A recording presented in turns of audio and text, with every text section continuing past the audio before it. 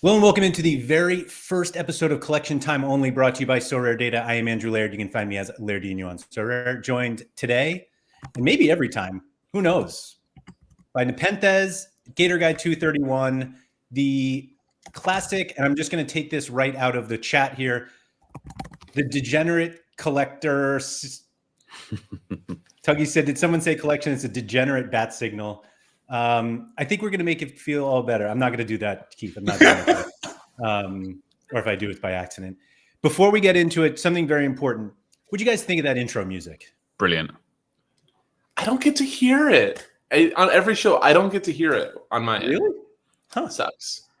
I like it, but I'm not totally sold. But Nep, that was a quick response. Yeah, you gotta ask. Well, I saw you moving a little bit. Yeah, I was jamming with it. It was nice. MDJ will tell you. Which she seems to always be very critical and be very ready to tell you if you did a good job or a bad job. Who's this? Yeah, I think MDJ, doesn't she always? Oh, MDJ. Yeah. So she's the one she's really the only one that I picked the music for. Everybody can go out. Everybody else can go to hell. But MDJ, the pressure's on. I felt it. I wish there was a little more bass to it. That's all. It was quite loud. Right. It was like loud without being like felt. So far, the chat does not like the music choice. Oh, they were just saying it was loud. All right. A little obnoxious, a little loud. Yeah. Just like us. Hey, all right. I actually think it was talking about me being the little obnoxious. But yeah. So, yeah. First episode of this Collection Time Only, where we're going to talk about collections.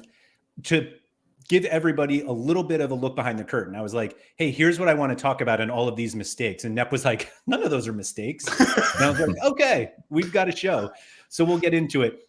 Since we talked about doing this show, and up until now, Keith has also given us like 3 or 4 more topics, which is great because when we were talking about it, I was like, is there even enough to talk about collections regularly? And you two were like, of course. And I was like, are you sure? And there have been like 17 things since we talked about it. So I think I said just look at my transaction history, and there's like 9 topics right there.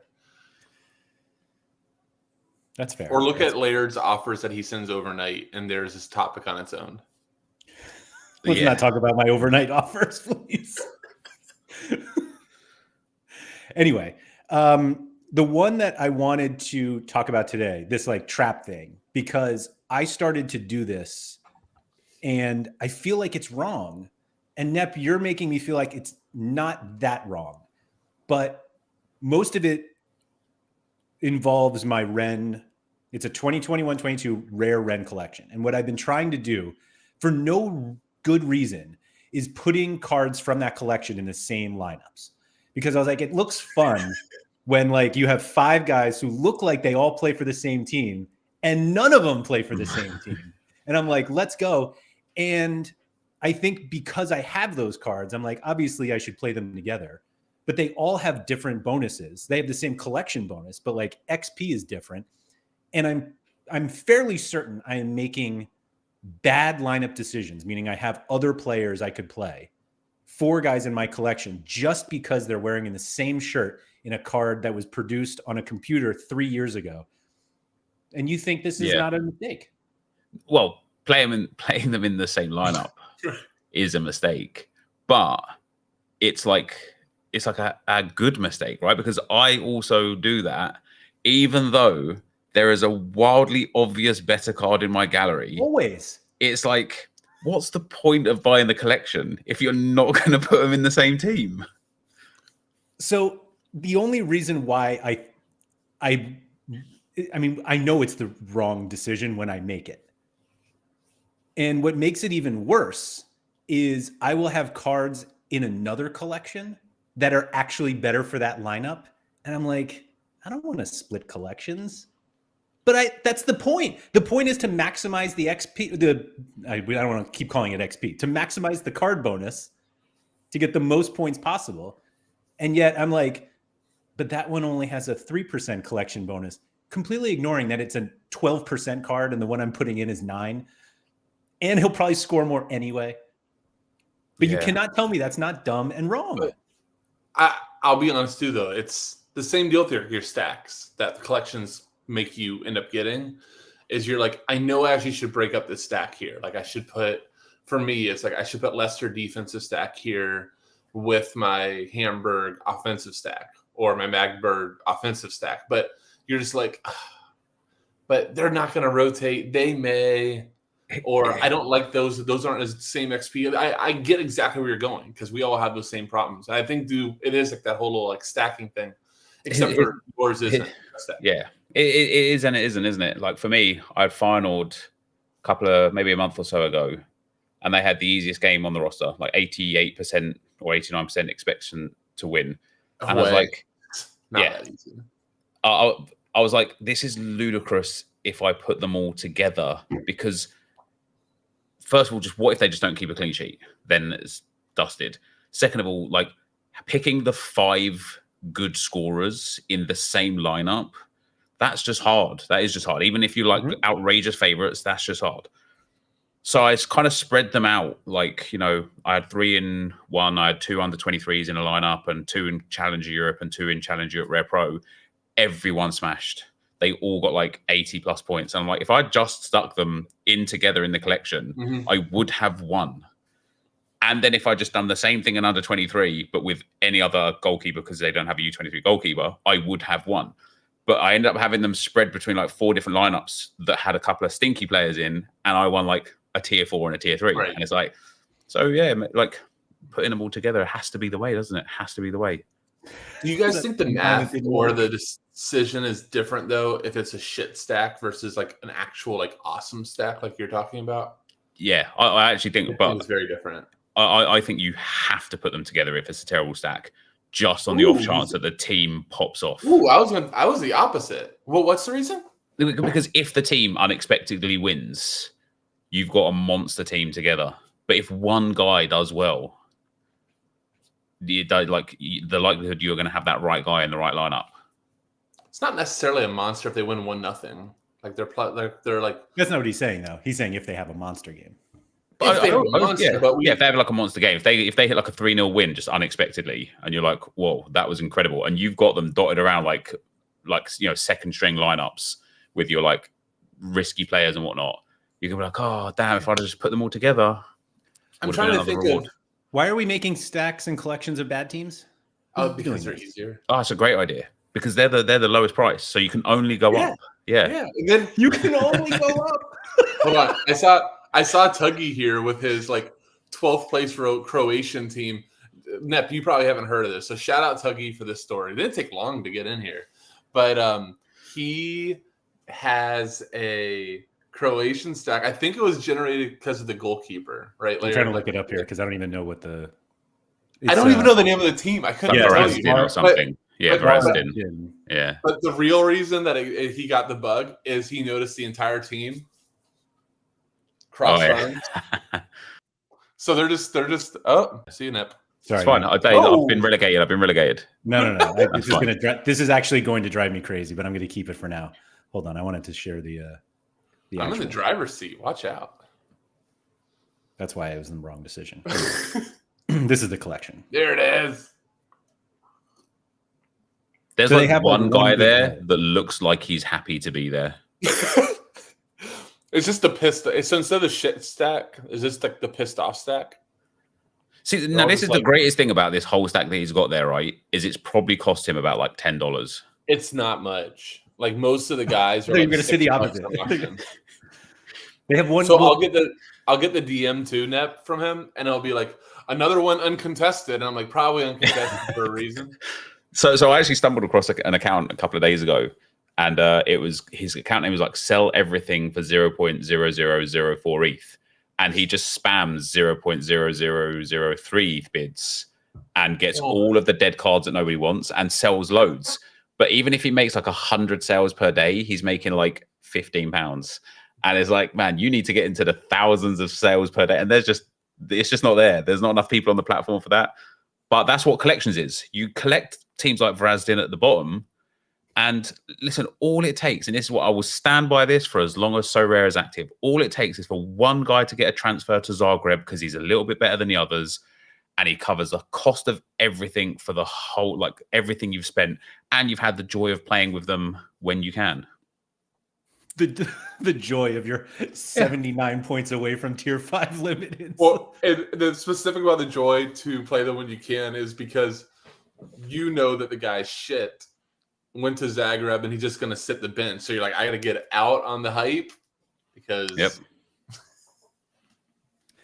I'm going to catch up on a chat here because this one from Haji's Light said, if you don't have a collection of a random mid-table team in a country you've never been to, are you even playing Sorare? So what's your guys like? What's your like most obscure collection? Obscure. What's a team that like you've just never heard of and nobody else has either, but you've just got them all? I mean, Magdeburg. Yeah, that's fair. And all because of one guy. And you both know you've done this. The reason I got him is I happened to be looking for a guy who just happened to have a jersey mint auction at the time. I happened to overpay and win it. And now I happen to have like 12 to 13 other players. Yeah, you just have to commit. Yeah, you have to commit. So it's like same for me. I bought the LDU Quito players. I got the first one of, then the second one of, and I'm like, all right, that is it now. I overspent wildly. But the good news is they just won the Sudamericana. So it turns out, yeah, it was a good pickup. That was like your back into an awesome. Yeah, it was. Yeah. Did you benefit from that? I've won quite a lot. Like, so funnily enough, I actually break up the LDU stack because they've got they've got 3 forwards. No, here's why though. They got 3 forwards. One of them has like 3 rares on the platform altogether. One of them is not minted on the platform. And the other one is so garbage that I could honestly do a better job myself if they put me up front. And so I have to put like a different striker in with the team. And they rotate a lot, but defensively, their fullbacks and their goalkeeper score really, really well. So I actually started putting like the goalkeeper, Dominguez. He started going to my All-Star Rare Pro team actually because he's that good. So I kind of like, I wanted to yield a little bit back from the stack because I overspent wildly on them. And so, yeah, I started breaking them up. But I do always put them like a 4-man piece always into Champion America Rare. I've seen that. I've seen you do that. And it looks cool. It does look really good, yeah. You got every single one of, right? I have every single one of, yeah. Yeah, that's cool. And then on weeks like this week, now I don't know about rotation because they've got a game Thursday and then a game Saturday, and they just won the Sudamericana, so they're probably all out of their mind, drunk and high. Yep. And so I don't know if they're gonna. I don't know what the lineup's going to be this week, but this is a perfect week where there's like limited games where this stack, this collection, if I've got the right starters, I'll win at least something. And then if they go off, which they should because they've got a really favorable matchup, I could win. Right. God, I'm so jealous of those 2 one-of rookie mints. So, you know, what I just noticed, Keith, is that there's none of the goalies were number 1. I mean, if we had 2 one-of jersey rookie mints and a one-of goalkeeper, like, I just noticed that, like, it's weird to see 24 one-ofs and 0 jersey mints. True. Yeah, normally you have that backup, or like the backup keeper or somebody else. Yeah. I killed Alvarado. I did, Sean. I did. Remember when we was looking at his super rare? Oh, I'm so glad I didn't buy that. Oh, dear. I remember Andy talking about selling that unique for, he was hoping an obscene amount. I think it was too obscene, unfortunately. Yeah, that Zambrano kid, though, I got his super rare as well because he's been linked to Barcelona. He was supposed to go there this year. Zambrano, yeah. I think he's going to go there next year now. Just sell on that hype because he'll never break the team. Well, apparently he's like an exceptional talent. Like he really, he's going to move to Europe this summer, definitely, or like maybe in January window or next summer. And he's got the potential to be like a real big star. But we'll see. You never know, do you? You can't even get into their team, so maybe he's not. It's so tough. It's just like everybody going crazy for the. Endrick. Is that? Did I say right? Yeah. You know, I kind of get it. And I know he's like a super hype, but then I looked at like just what he's producing, and he doesn't even start every game. Yeah, it's like in and out. It's like, that's why. But so I'm buying it now for the 2028 utility when he finally breaks the team. But here's the thing with players like that, though. You see like the like videos of like Messi when he was like 9 years old, and people saying like you can tell he's different and he's going to be great. And there's like a whole bunch of those videos for players that are stars now. But what you don't see is like the thousands of videos of like this guy's going to be like the next big thing, and he just turns into nothing, and those videos just get buried. So you can't take like a 16-year-old Hendrix video of like he's going to be great seriously, because what if he's just not? Remember Bojan? That's the name that came to my head. Yeah. Spanish Barcelona. Yeah, but remember he was supposed to be like the next Messi? Bojan Kruric, whatever his name was. I think he actually ended up retiring in the MLS and couldn't even get into an MLS team. Oh, with Montreal. He had like Stoke. Yeah. And it was like it was the moment bad. you should end up in the MLS not as a designated player and you were supposed to be Messi. Yeah. It's sad times. I actually hate how many Barcelonas there are throughout like the South American divisions. It's so damn confusing. And I automatically think, that's from Germ's comment, I automatically think because they have Barcelona in their name that they should be good. So I'm like, like immediately I'm like, oh, they're going to have a bunch of Barcelona kids? And it's like, no, have no affiliation. It's like the feeder team. No, I don't even think they're feeder teams. No, they're not, but they should. Like, that's what people think. I think it's just like, I think it's just like Beckham calling Inter Miami, assuming that Inter would like eventually want to be partners. And they're like, no. The worst thing about one of the South American Barcelona teams is they've basically ripped off the Barcelona badge and just made it like a bit fatter. Yes, it's done like Sudamericana all the time. Yes, fuck them. Yeah, absolutely. Yeah. They're the worst. I love that they just made it fatter. So I'm gonna bring this this one comment up from the chat because I love this, but I'm very curious what you think. So Germ said he has a 2022 Aalborg collection. They're in Denmark. They got relegated last year, but they are destroying the second division and likely to come right back up. Are we all dumb not having an Aalborg collection? Not anymore. It's too late? Too late. Now that you put that there, you've got 100 people, 62 people that have already bought the floor. In fact, wouldn't surprise me if Germ has already swept the floor and he's put that in there, knowing what will happen, and then he's going to go and sell off all his bits. What was John's little bit called? Pump permission? So yeah, a little bit pump permission. Yeah, that was it. He said it's only crazy if it doesn't work. Which is true. Hold on. I actually think that should be the collection time only like mantra at the bottom. Yeah. It's only crazy if it doesn't work. And the best part is that given how Nep is like, it'll work eventually, like as long as So Rare is around, like it doesn't work, hopefully, is just an open-ended forever. If it's not that it doesn't work, it just hasn't worked yet. Absolutely. Oh, like, and listen, when I was like waxing lyrical about collections when they got introduced, like 6 months ago, 8 months ago, whenever it was, like I will literally die on this hill of, I still think people don't understand how powerful collections can be. The one problem that I've got now is like I've got too many, like I've been really investing in like trying to be good at So Rare, so I've got like good players as well.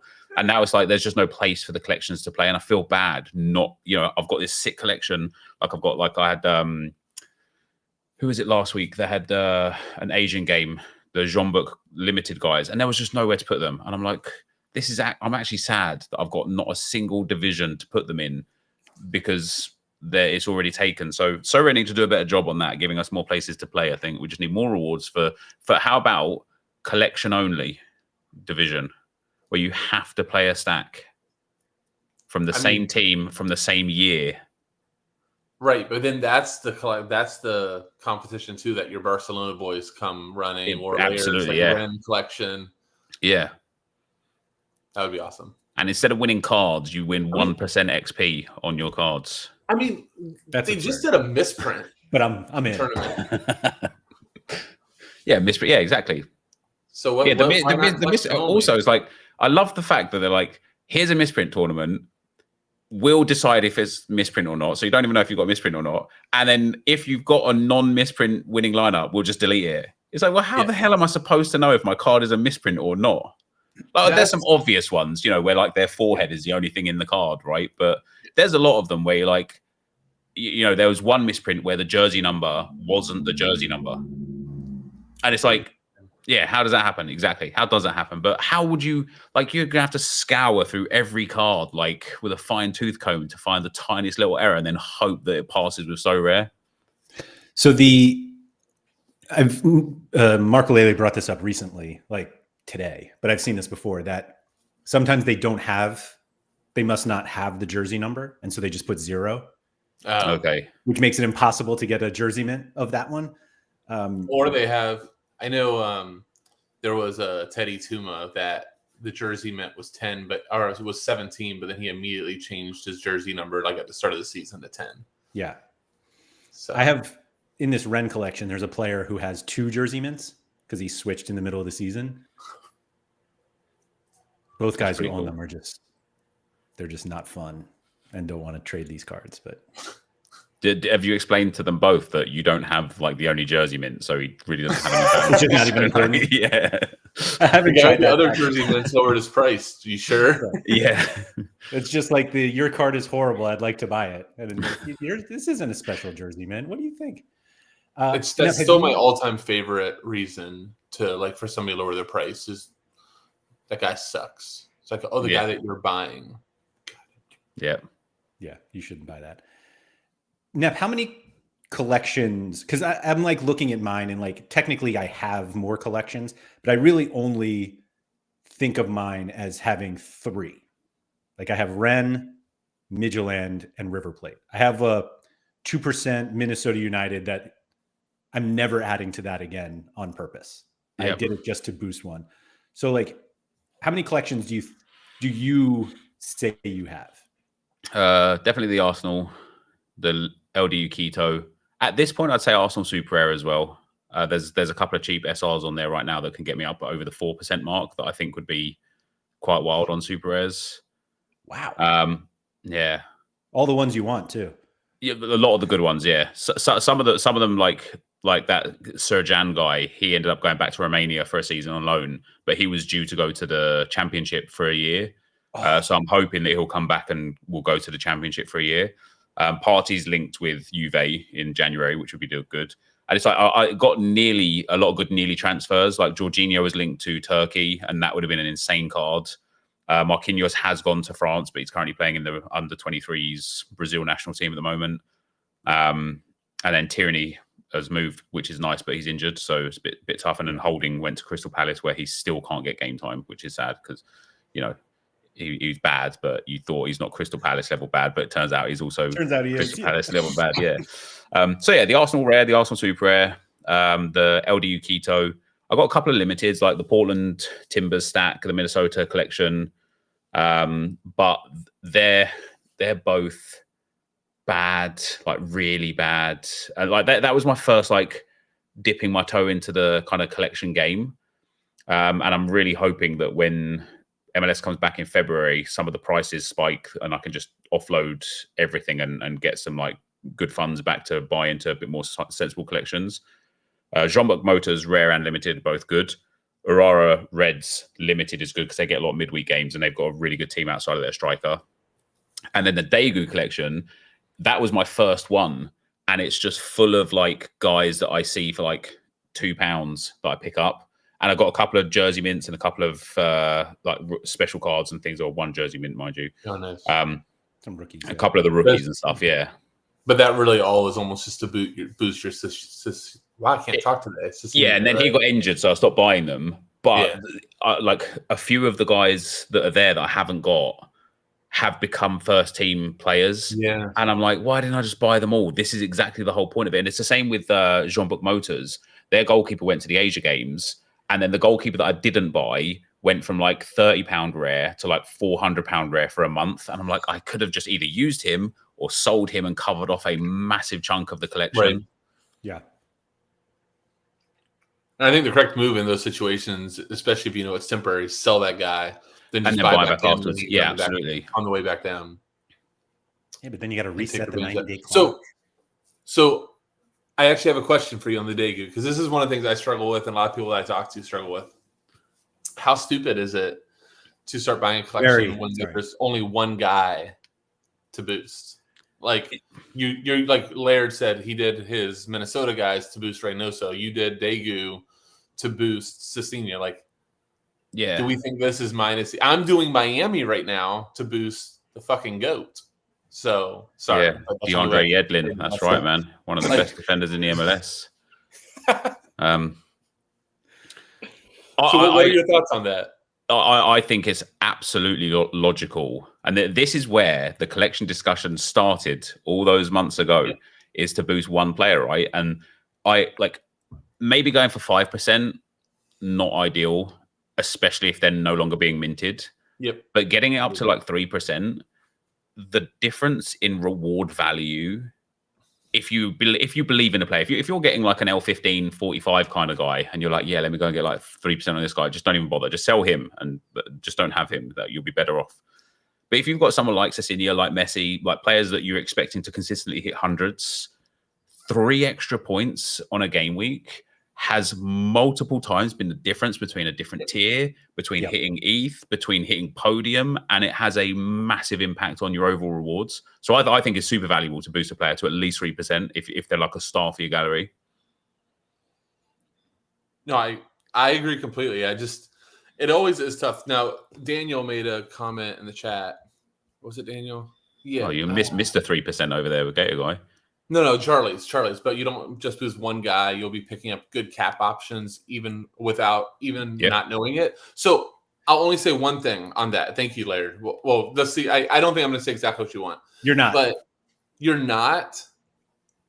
Like, and specifically, I think most of the people that do these extra boost one guy collection, we're actually buying the guys that are uncontested or are stone minimum on the site because they're so cheap. We're not buying like the mid-tier, trying to think of a Minnesota defender, Michael Boxall. Yeah. You're not buying Michael Boxall for this collection boost because he's like too expensive and he might be usable in Threshold, but you probably don't want to. Like, that's what I've noticed with these type of guys. I wanted to touch on this comment from Charlie because he said you don't just boost one guy, you'll be picking up good cap options even without knowing it. I feel that's like what I was that's what.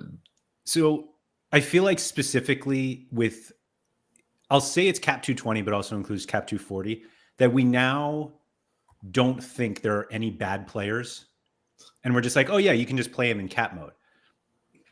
Most of the time you still need like good scores, even in cap 220. Yep. So you could have a guy who fits in there. You're like, yeah, he's great. L15 of 43. And you're like, oh, how'd he do this week? And you're like 33, but whatever. Like next time. But like, there are some guys who just like always score that. I'm going to pull up the guy. So the one that comes into my head is literally one that I have in my own gallery. This guy, Flavian Tate. So he's part of my Ren collection. Let me go back to that. And I was like, he's not bad. They actually talked about him on Sorare Down Under as a buy low because when he moved to Turkey recently. And I'm like, sure, this is great. L15 to 39, like he'll be fine. Like he's not fine. No, I disagree. I absolutely disagree. Because come on. No, like let's be real, right? You're getting 42 points, 46 points, or whatever bonus you got on him. How much bonus overall have you got on him? 8.5%. And that's not including your collection bonus, right? It is probably. I feel like we always are slow on this. Let me see. So that's with the collection. Oh, okay. He's only on level 10.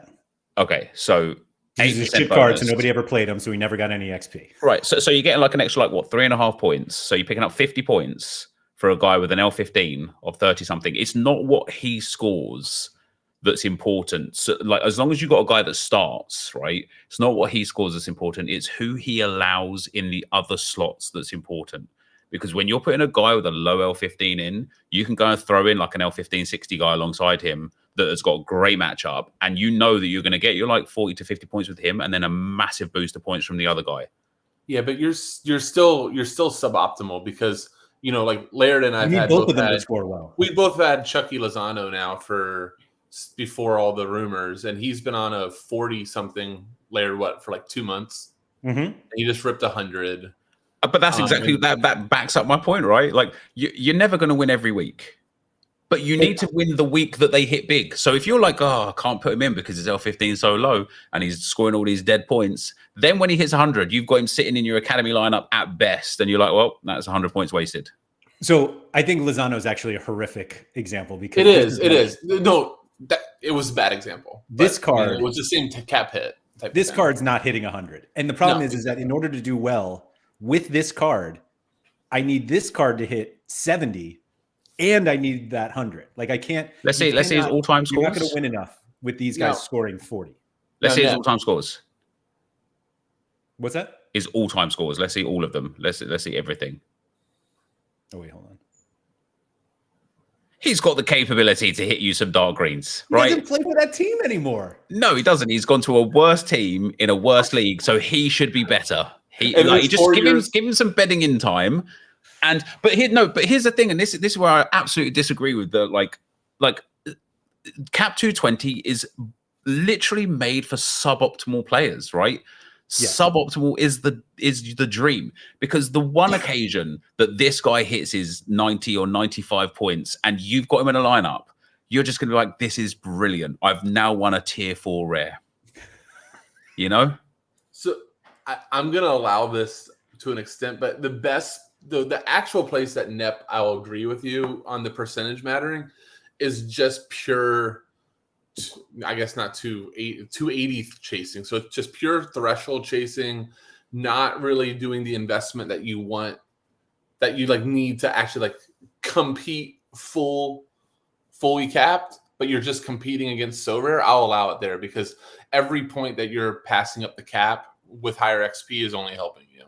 But just on the pure beat the game, I agree. I think it falls short, like a Tate versus like a Lozano argument, or pick out another better like mid-40s guy, is just actual reward chasing, because you're not competing. A Tate lineup isn't competing with a Chucky Lozano lineup on the same L15 when Chucky's a minus 800 favorite at home. You know. I just don't agree. I think if you've got a team bad enough where you can put the whole collection in Cap 220, and they have one of those games where they just rip off. Yeah, you just switch subjects. Thank you. So no. But actually, you switch subjects into what I was going to ask next, because Why are we talking about putting like bad players in Cap 220 and it not being optimal? No, but you were just doing Tate. You were just doing Tate. Like he doesn't have. You're doing but Laird can put him in with like other players from that Ren collection. But they're not playing the same now game. I need 5 teams to smash, though. I don't need 1. So that's what you were saying. Fair enough. It completely works when you're correlative. Like the correlation fixes it all, because like the game you're talking about, they smash. 2 red cards in the first 10 minutes. I know last time we spoke, you mentioned how you focus a lot on the cap modes. Have you ever really put a lineup into Cap 220 and thought this could win? Yeah, that's I'm crazy. That's crazy. Nep, I'm sick. It's why collections work so well for me, because I mean, don't forget, I'm the dude that originally was like, yeah, you guys, Underdog, the best tournament on So Rare. Watch me work. Yeah, fair enough. Sebi Blanco, man, so good. Here's the thing about Cap 220 specifically, and I think Laird, you was talking with Sean about this, about the rewards from it, compared to like what we had with Underdog and Specialist. It's like you just don't get good rewards out of it. Like it goes against everything in me to prioritize a tournament. Nep, where like Nep, you bought one of my good rewards. I did indeed, yeah. An Arsenal Super Rare, actually, wasn't it?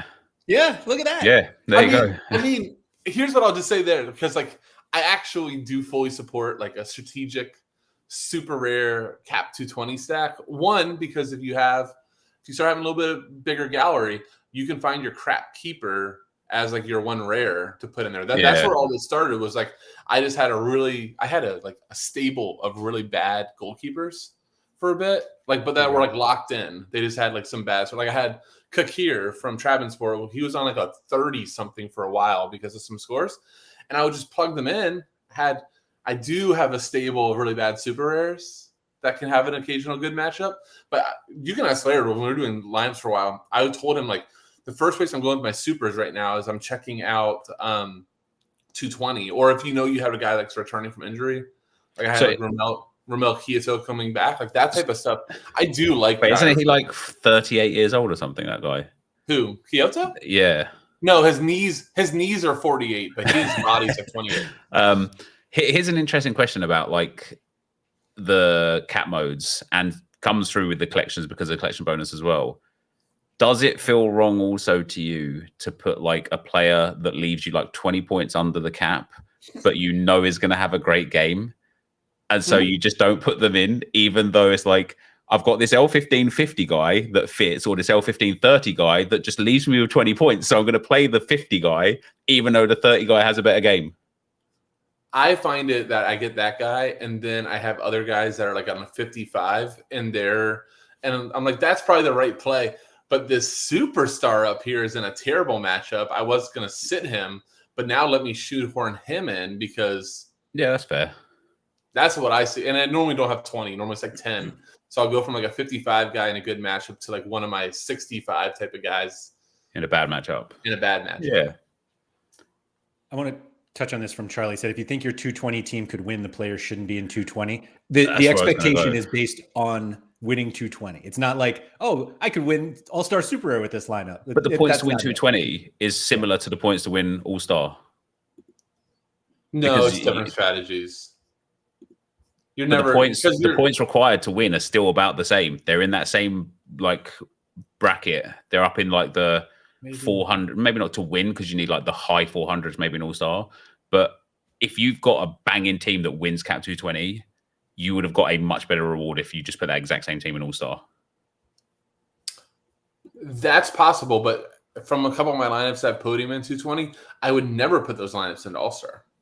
It just happened that like I'll find one. I'll tell Laird where to go. It's just if we actually want to have the 220. I went back to last weekend, just like 419. To win Cap 220 limited, you needed 450 points. But there was like Manuel Neuer, who like multiple people have mentioned in chat. Like that's an absolute cheat code. So I almost just want to throw that out. But here's the thing: he's a cheat code for a reward that's terrible. You should, like, even though he might have an L15 of 0, you still have to put him into like a priority lineup. Oh, I would have never played him in 220. So real quick, just on the 220 discussion, then we really should move. Not spend too much time on it.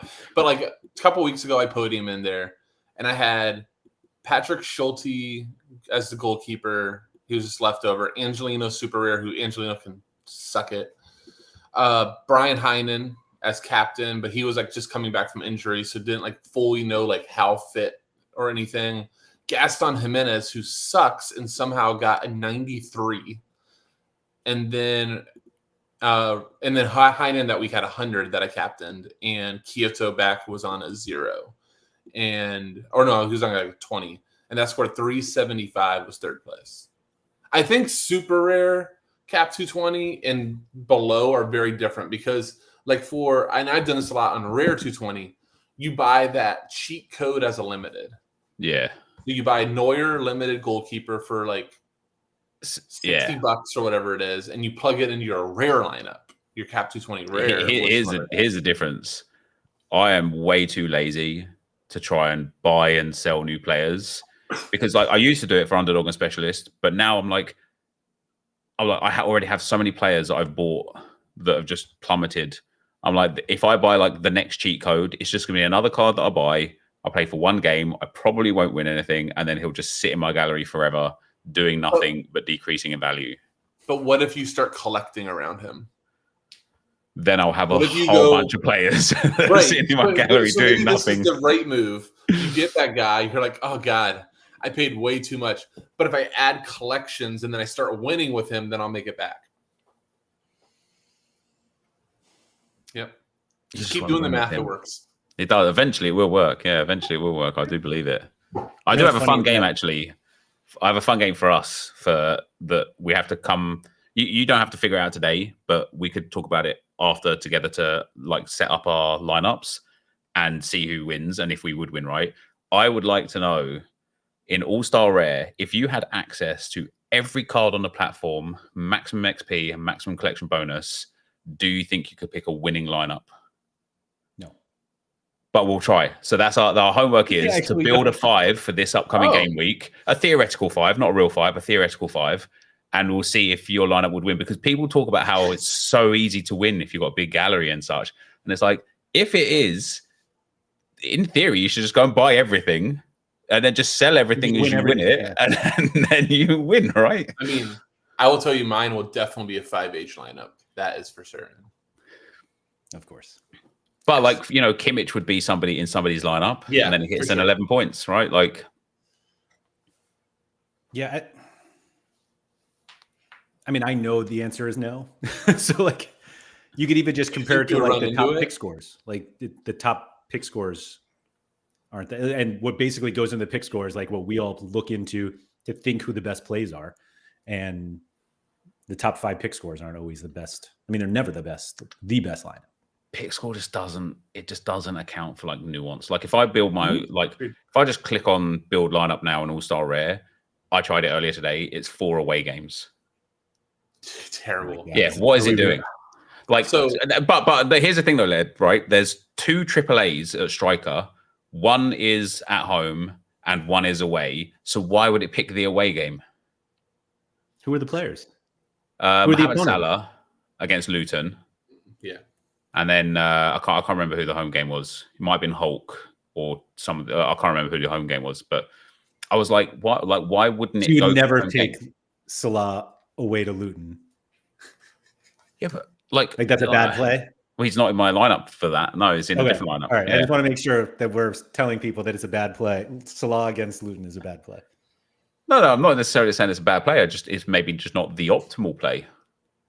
So, for example, if you had every card available, would Salah against Luton be your pick? He would never be one of my first forward choices because he only victory I'll give Sean at all on the Salah part that I hope he eventually will take his loss on, but was that Salah doesn't really drop hundreds, or like Salah struggles to get over 90. So that possibly is part of that pick score. And the thought is because he doesn't have that projected like 100 upside. Sean, I have 2 Salahs now. I want to rip this apart, but you are correct that he doesn't really rip the hundreds. Like a Harry Kane now is, right? Yeah, Harry Kane's a big player. So, I mean, I struggle to ever see too many. Like, give me the same odds, both at home. I'm picking Kane over Salah every single time. But what about Salah at home to Luton and Kane away to Dortmund?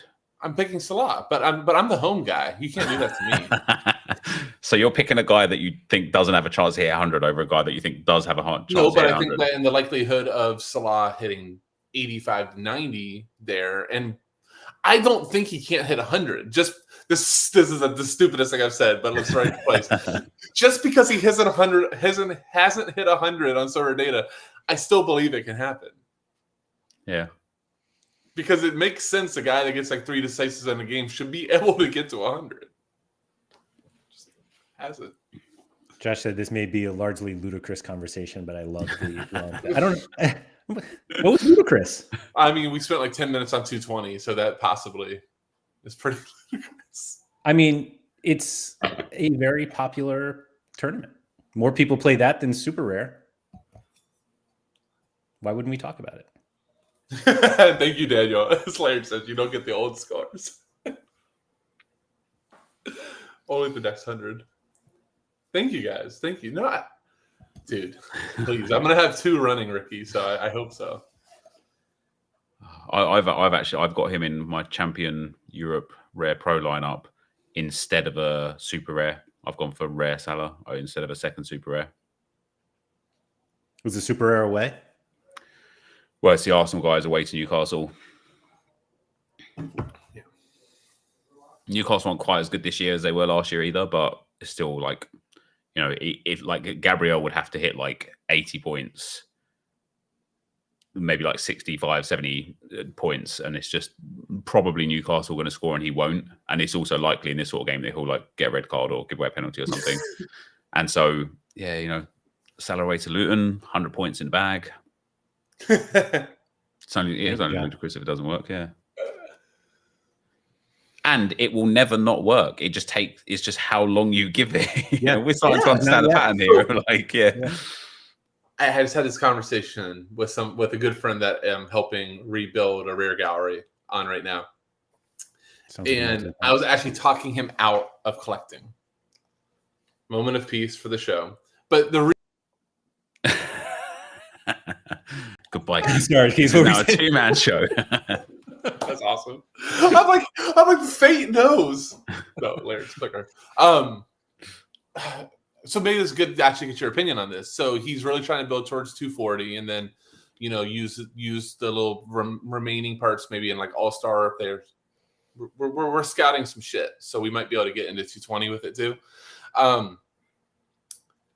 I said to him, like, if we're doing this on the bare bones and the pure idea is like return on investment, we probably shouldn't collect if our goal is just beat the game. We don't have like the upside in these lineups because of your budget to really be like pushing towards the top. And I kind of was telling him, like, I want us to be able to be in and out. Like we looked at like 4 to 5 game fixtures coming up. And like if the team has like 3 or 4 good matchups, okay, let's look at that team. And he's like, okay, well then I'll go ahead and buy some extra guys off that. I'm like, no. Once we do that, we're stuck. We're staying here. And I've noticed that with collections, and that was the long way to get your thought, Nep, was you do hold on to it long enough because you end up not wanting to sell out because you have all these additional type of pieces that you're like, what am I going to do with this for 52 cents? I just think it's a terrible idea to tell someone not to buy a collection when trying to beat the game, because you get massive benefits because you will always have starters and you have the 5% bonus. Like, and if somebody pops off, you can sell them and make good money. Like, I don't think that there's ever an occasion where you're better having individual players that you're in and out of over a collection for 240. But you're stuck to the guys, especially if like that's a goalkeeper. And like, you've got the backup goalkeeper. Yeah, but you don't have an unlimited budget to keep putting on. Like, this is it. So well, that like, depends on what is like the budget. He wanted to stay under total amount invested $1,000, which we have extra money, but I also don't want to just use extra $40 here, $50 here to get 1%. It's kind of when we're just trying to beat the game element. I get it. So I actually think right now there's more than enough licensed teams on the platform that are still minting that are so cheap, like so cheap that you could comfortably buy a full collection for under $1,000 and have enough money left over to buy extra bits on top. I agree. Yeah. But is that the best pure usage versus like, okay, like here's like my thought too on that is the goalkeeper that he got was, I think, like a 48 or 50. All right. And I said, we don't want to be stuck to this defensive stack and this goalkeeper forever. Because what if that goalkeeper goes on a really good run now? We're playing 240 and he's at like a 57. Like, if you're spending 57 your goalkeeper in cap 240, it's getting dark. Like, you're not getting good outfield players. Yeah, no, I absolutely agree with that. But that's where like playing the whole game is about. Like, if that happens, his price has probably just jumped up $100 or $200. And that's what I said. But then get out. Yeah, exactly. Yeah. But then you're a P short. So, but by getting out, you buy another collection because you've made so much profit. Or at least you buy like the makings and the beginnings of that next collection. But don't you have it that because you had the collection and you're at like 3%, even though you should sell that guy, you're like, but I got this beautiful collection. Oh, I do it all the time. When Szymanski moved to Fenner and he was just hitting hundreds and his price went up to like £700, and I was like, I really should sell him now, and I didn't, and now he's like £300. I think the biggest difference that Keith you're missing in this plan is the goal of winning is to start new collections. It's not to do anything else. So, but honestly, like if like Nep, you just kind of like walked through it, but I think it was a little too fast. If you sell this 57 goalie, theoretically, if he's scoring that well, you're going to get more than what you paid for it. I know everyone has told me that every card only goes down, but it's not true. So if you sell that goalie, you buy a new goalie from a new team. Now you build that collection out. And if there's a situation, look at this. Yeah, he's just left. What Josh says is right as well. You would have hit some thresholds and maybe even some cards if he's getting like up to an L15 and 57. You've made even more. And especially because in order for a goalie to get an L15 and 57, they're probably clean sheets. Yeah. And if you have a collection, you have defenders that were in those clean sheets. Absolutely. You play a little double defender.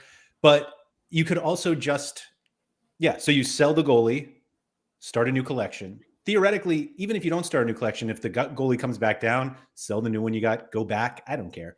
But you have to remember that the point of ROI for Nep, and Nep, I don't really want to like say it as bluntly as this, but I'm going to anyway, is to buy more collections. There's nothing else to do. You're not winning money to do anything else but buying more. Here's the question I have for you, Keith, right? How much time would you say you gave to like buying a Cap 220 cheat code card for like, even for like limited, like a limited card for Cap 220 rare? How much time would you say you gave to it? I mean, the pick scores make it like nothing right now because you just filtered. You like hit filter 30 and you go to Cap 240 or something like that. And if a guy shows up AAA and has greens and you know his name, is probably a cheat code. Okay. I mean, but it used to be a lot more like when you were scouting specialists. And that's where it's like, when you're talking about getting in and out of cards instead of wasting like, maybe even just $10 or $15 on a piece for the collection.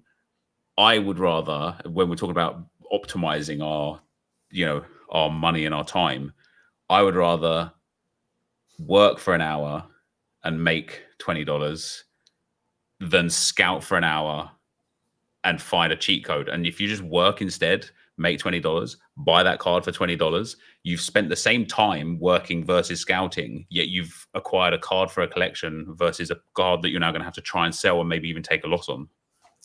I'm not saying this is what I would do in my gallery. I'm just trying to be a good steward of a guy that I quite like a lot and want him to like be back in. Yeah, you're steering him down a horrible path, right? The pragmatic approach is a terrible idea. Love it. I think that's actually arguing it's not pragmatic, though. No, that's what he's saying.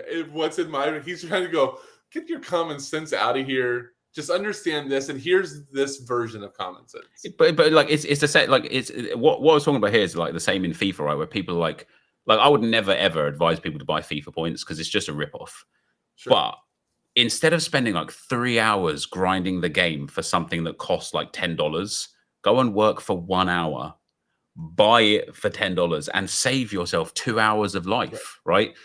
And I think that same approach can be used on Sorare when all these people, like especially back in the day when like limiteds got introduced and like it was easy to buy, like in the semi-pro modes, and people like, oh, I'm never going to win a card to get into semi-pro. It's like, again, not that this is financial advice or anything, but just do a bit of overtime, get a few extra dollars, buy a card, and cut off a massive part of the journey of like fighting through like the time.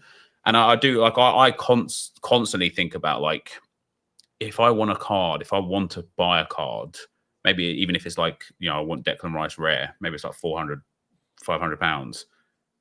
Do I want to reinvest or do I want to save rewards and buy? And what's better? And then if I do get him, do I need now the new Arsenal collection? And so then you have to attribute all of that extra price that's going to come with trying to get him on like a high percentage. So I don't know. I was just curious, like, I see a few guys spend a lot of hours scouting players and then buying a guy for like $3 that they've scouted. And I'm like, you probably could have just bought all of them instead and done better. Laird, how much time have you spent scouting number ones and jersey mints of Ren? I don't really want to answer that question. But unlike what you just said, that he can't just work more to get them. He has to grind to be able to get those things. I think that's a very big difference. Like I can't just go out and buy a more expensive whatever that allows me to get the benefits of a jersey mint. If that makes sense. What was the one card? You don't have to say the name of it, but there was one Laird trying to get. I want to say it was a jersey mint of a defender that I'm not going to say anything more. That a whale has on the platform. Oh, so every single person knows who this person is, but the card price depth, the guy's floor now is what, $70, Laird? Maybe 100? So there are actually three. Right, go ahead. Three You say parts better. of this story, but the first one is Nep, that the floor of this player is $98. Okay. I offered $150 as like a starting point for his one of. And it was immediately rejected. And I was like, I felt like at least give me a counter. Give me a counter that's absurd, at least so I know. So I went back, and I think the problem is that he spent $2,000 on the card. And some people just don't want to sell something for $100, $150. Yeah, that they spent $2,000 on.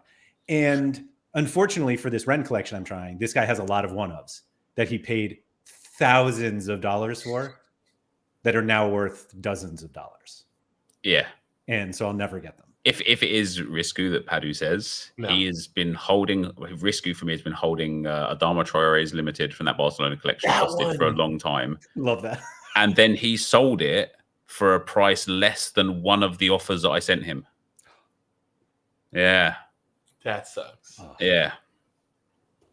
And then did he screenshot you and No, he didn't. He did try and screw me. Not screw me though, but he offered me like 2 one-ofs, a jersey mint, and the Adama Traore for the Baturina that I won. And I'm like, okay, I get that these are like specialists in a collection that's like no longer available to buy or whatever, but you're effectively offering me about $12 worth of cards for like a $500 card and hoping that the one-offs is enough to like turn the table, you know? Didn't work. No, it didn't work. I had to reject it. One question for you guys. I know we're running short on time. I've noticed this. So I have now some filters. I found a way to like streamline my collection checking on Sorare. Funny enough, like when you're just looking for jersey mints, you can use their filters pretty well. But does it bug the living crap out of you, like for either of you guys, that some of the same people own all of them and they go and price them at like 5x floor with the mints? And I see the same names over again. And I curse them out every time, but I'm also like, you guys are really smart. I should have done that when it happened. You know what I'm talking about? I don't know who you're talking about, but I definitely know that. Yeah, I wish.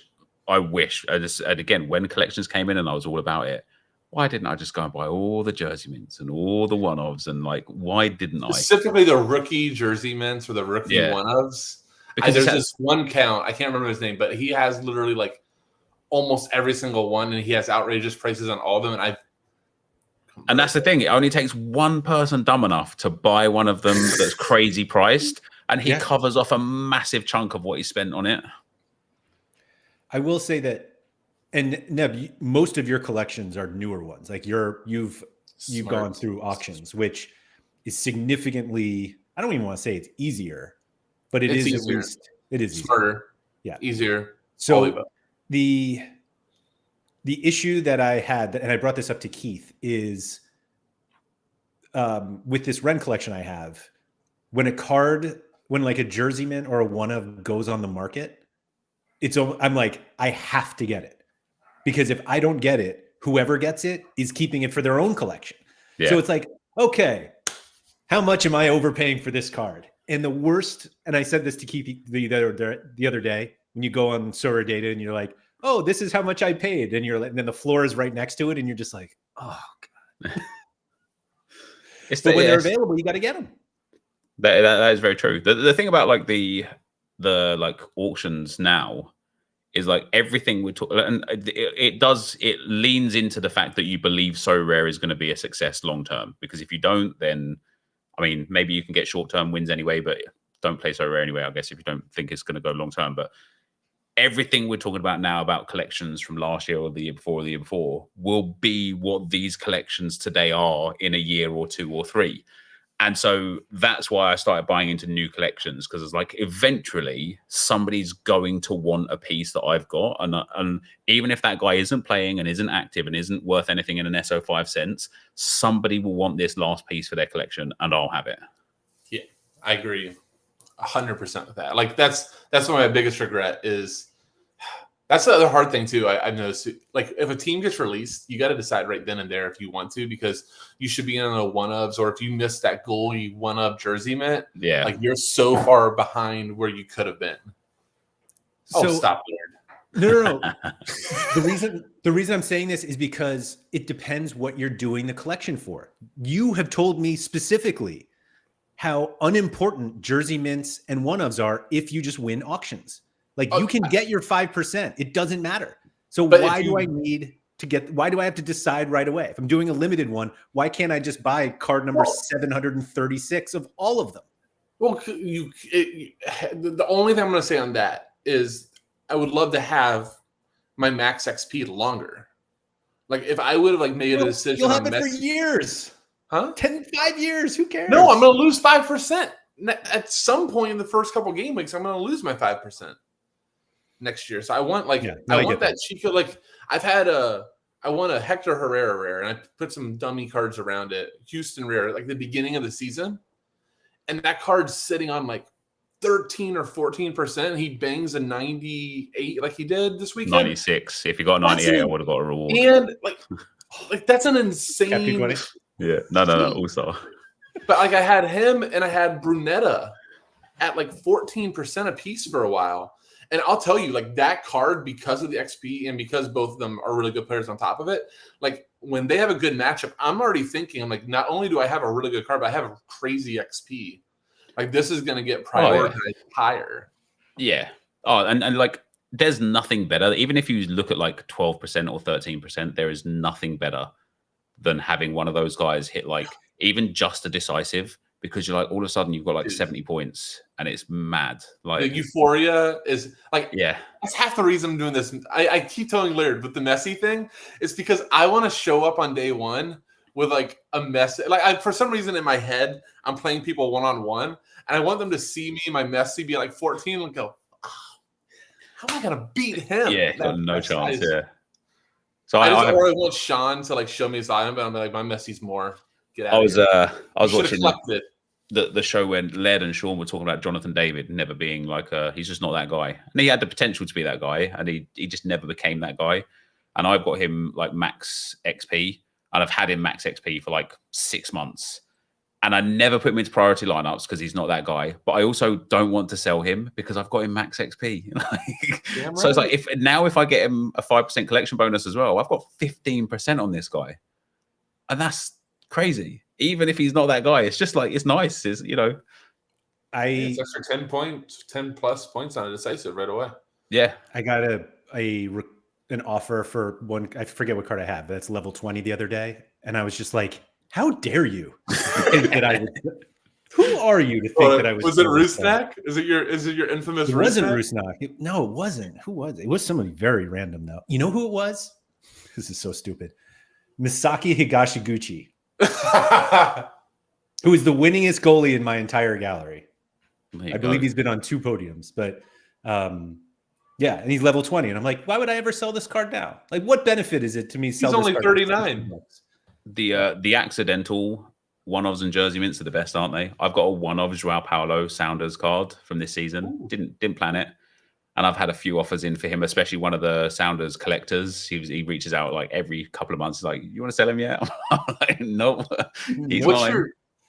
While we're on here, do any of you all have the most random jersey mint or like one of that you either won or accidentally won? That just when you see the card, it just like you just like kind of smirk.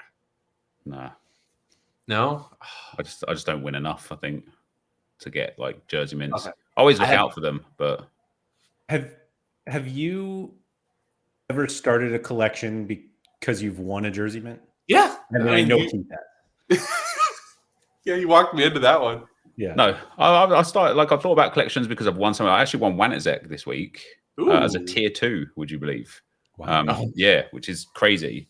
And now I'm like, right, I already had Nabel who plays alongside him in midfield. Yes. And I'm like, now I have to go and get the whole collection, right? Hold on, Larry. What stupid story do you want from me? I got 2 really stupid ones. We can go on the jersey mint or we can go on the Salah.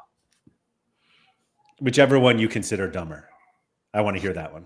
Which one, Nep? Do you have a vote? Let's go for the jersey mint. Go on. All right, because it's a shitty collection. Go ahead and if you want to, Larry, pull up San Jose Earthquakes. Do you want your collection? Like your jersey? Yeah. I nearly started their collection because of Espinoza, but he was terrible as well. So here we go. So I wanted Espinoza. Okay, It's going to keep coming. I'm working on it. It's on my search. So I won Espinoza. All right.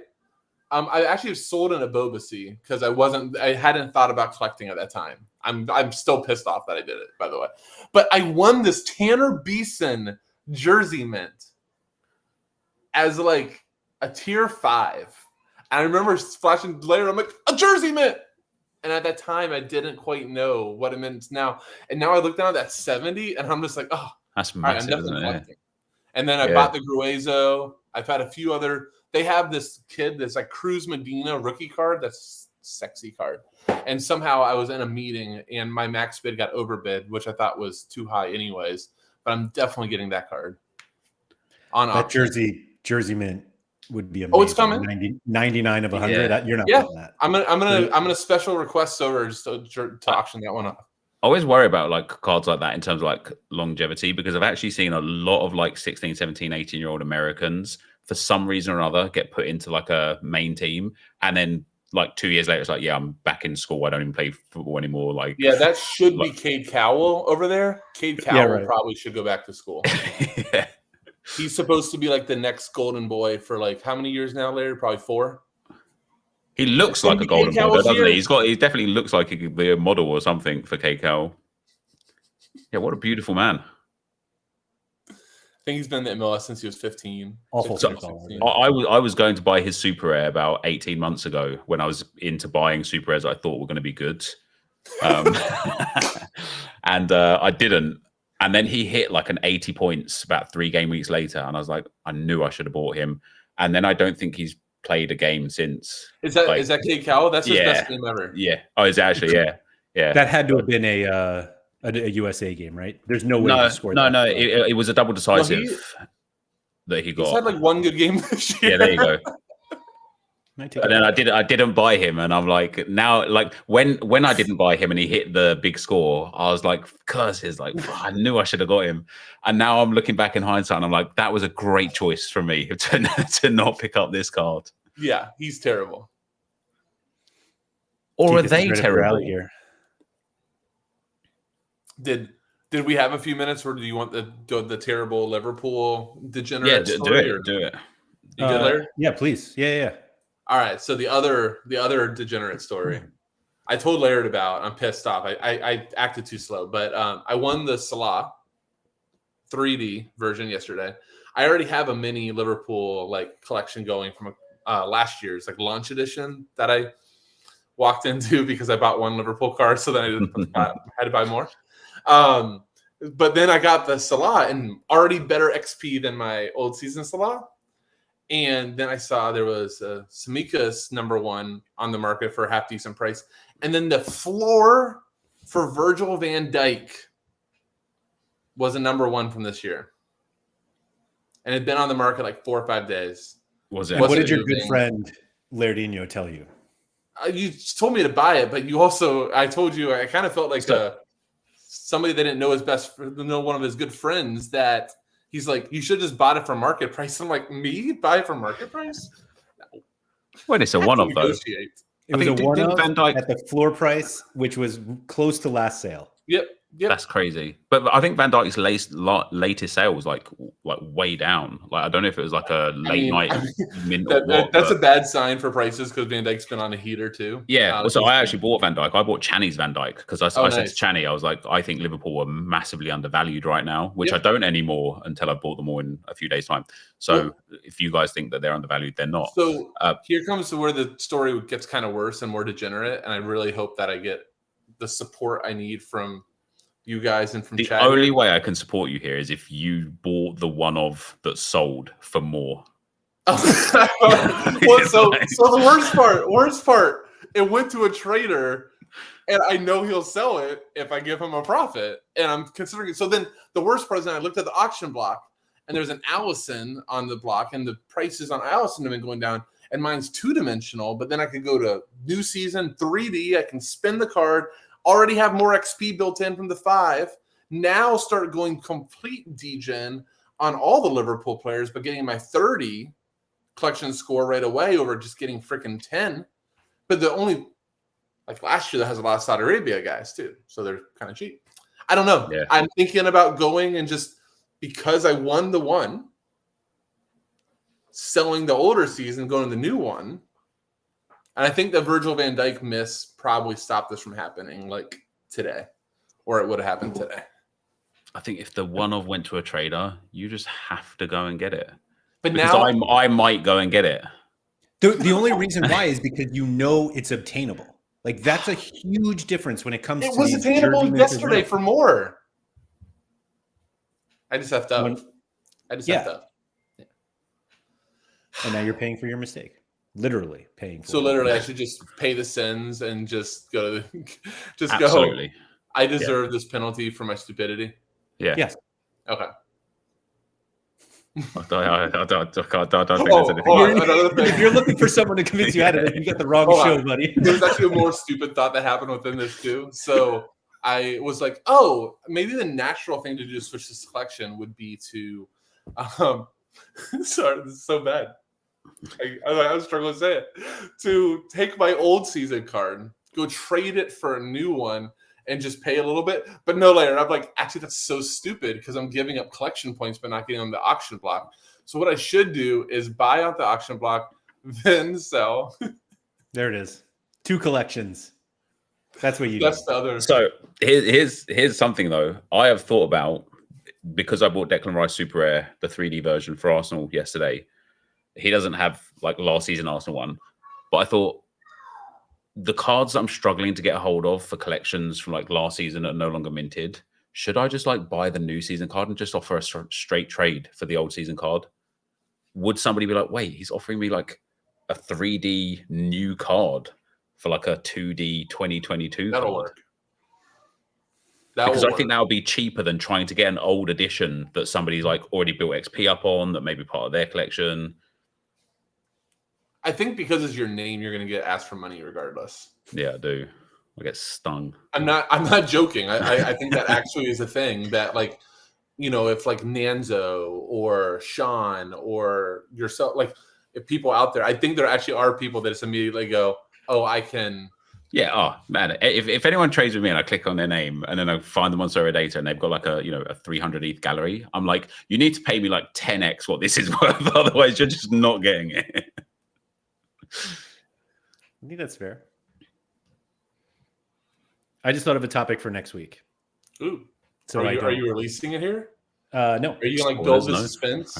No, I'm not. It is a little bit what you just said, but it's longer than a quick conversation. I want to have a whole long conversation about it, so I'm going to end this right now.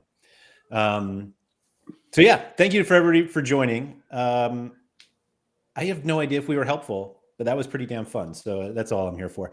So yeah, please feel free, like, subscribe, all that good stuff.